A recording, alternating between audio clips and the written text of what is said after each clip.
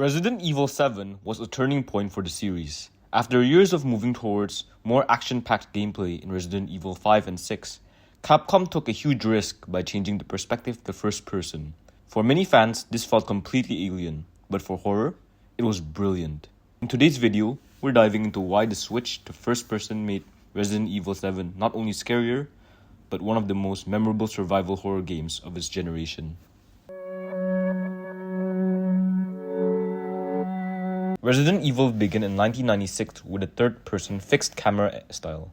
This gave the series its classic survival horror feel, limited visibility, tank controls, and the constant fear of what might be lurking just off-screen.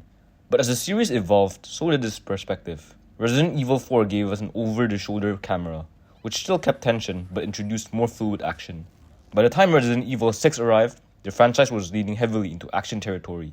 Explosions, quick-time events, and non-stop combat. Fans started to worry that the survival horror roots were gone. Capcom needed a reset, something bold that would bring horror back into the spotlight. That's where Resident Evil 7 came in, completely flipping expectations by choosing first person over the familiar third person view. And this decision changed everything about how the game felt.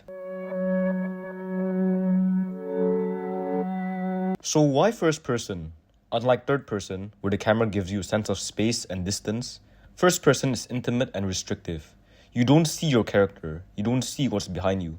You're forced to experience the world through Ethan's eyes, which instantly makes every hallway, creak of the house, and every shadow feel threatening. It's not just that you're controlling a character anymore, you are the character. This change also heightened the sense of vulnerability. Ethan isn't a trained soldier like Leon or Chris. He's just a regular guy looking for his wife. Playing in first person amplifies that helplessness. When Jack Baker smashes through a wall or Mia lunges at you with a knife, you're not watching it happen to someone else, it's happening to you. That level of immersion is something third person struggles to capture.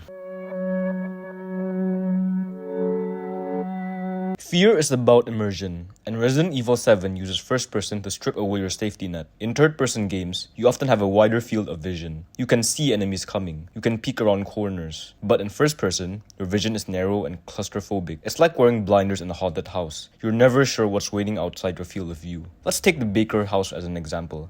The creaking floorboards, the dripping pipes, the low light. In first person, these details feel suffocating. When you open a door, you don't know what's behind it until you're all the way inside. That creates tension every single time you interact with the environment. Even something simple like turning your head with the joystick can make you dread what's about to enter your line of sight. And there's the sound design. Headphones in first person are brutal. Every whisper, every footstep above you, every sudden bang in the distance feels personal, as if it's happening right next to your ear. You don't get that same intensity in third person because there's always a bit of separation between you and the game world.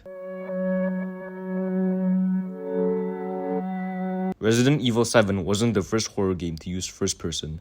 Titles like Amnesia: The Dark Descent and Outlast proved years earlier that first person horror could be absolutely terrifying. But the key difference is how Resident Evil 7 balanced that perspective with combat and survival mechanics. Unlike Outlast, where you can't fight back, RE7 still gives you weapons.